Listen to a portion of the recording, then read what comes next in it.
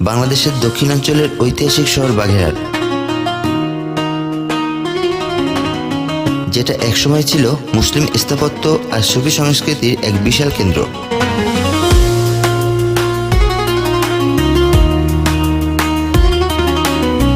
এই অঞ্চলের ইতিহাস বললে যে নামটা সবার আগে আসে তিনি হলেন খান জাহান আলী।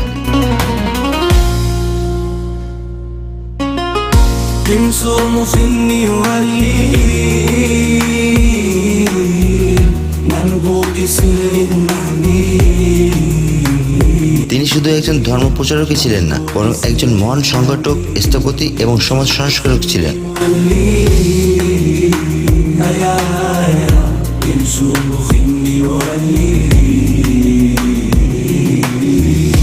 তার হাত ধরেই গড়ে ওঠে বাগেরহাটের অসংখ্য মসজিদ, দিঘি আর জনপদ।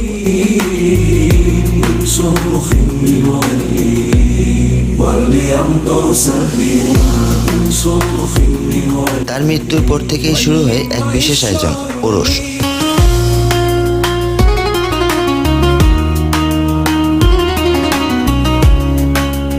এই ওরস মূলত তার মৃত্যুবার্ষিকীর স্মরণে পালিত হয়, কিন্তু সময়ের সঙ্গে সঙ্গে এই ধর্মীয় অনুষ্ঠানটি রূপ নেয় এক বিশাল মেলায়, যাকে আমরা আজ দরগা মেলা নামে চিনি।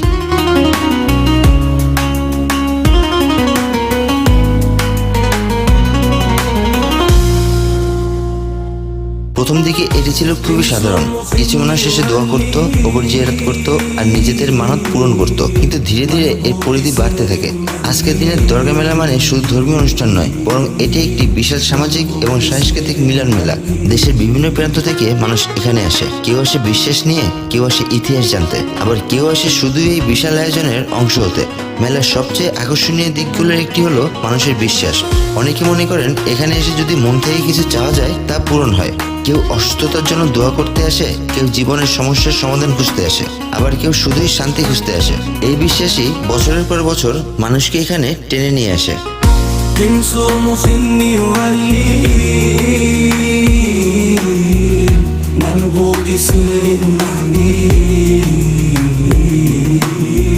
এই মেলার আরেকটি গুরুত্বপূর্ণ দিক হলো এর সময় নির্ধারণ। অনেকেই ভাবেন এটি নির্দিষ্ট কোনো ইংরেজি বা বাংলা মাসে হয়, কিন্তু আসলে তা নয়।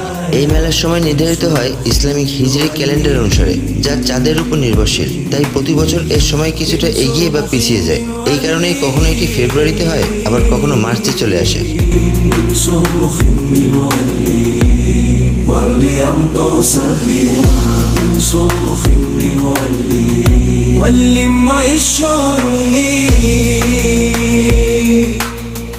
রাতের বেলায় মেলার পরিবেশ আরো অন্যরকম হয়ে ওঠে। আলো ঝলমলের দোকান, মানুষের ভিড় আর মাজারের চারপাশে দোয়া আর জিকির, সব মিলিয়ে এক ধরনের আধ্যাত্মিক আবহ তৈরি হয়, যা ভাষায় প্রকাশ করা কঠিন।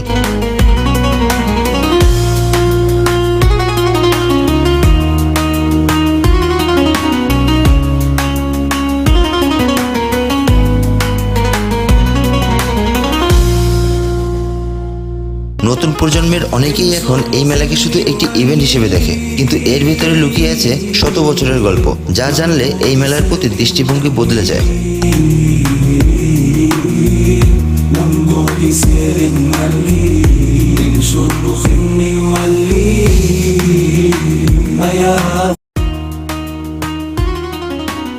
সবশেষে একটা প্রশ্ন থেকেই যায়, দরগা মেলা কি শুধুই একটি মেলা, নাকি এটি আমাদের ইতিহাস, বিশ্বাস আর সংস্কৃতির এক অমূল্য অংশ? উত্তরটা হয়তো সবার জন্য এক নয়, কিন্তু একবার যদি আপনি এখানে যান তাহলে আপনার নিজের একটা উত্তর অবশ্যই তৈরি হবে। তাই যদি কখনো সুযোগ পান, একবার বাগেরহাটের দরগা মেলায় ঘুরে আসুন। হয়তো আপনি শুধু একটি মেলা দেখবেন না, আপনি খুঁজে পাবেন এক অন্যরকম অনুভূতি, যা অনেকদিন মনে থেকে যাবে।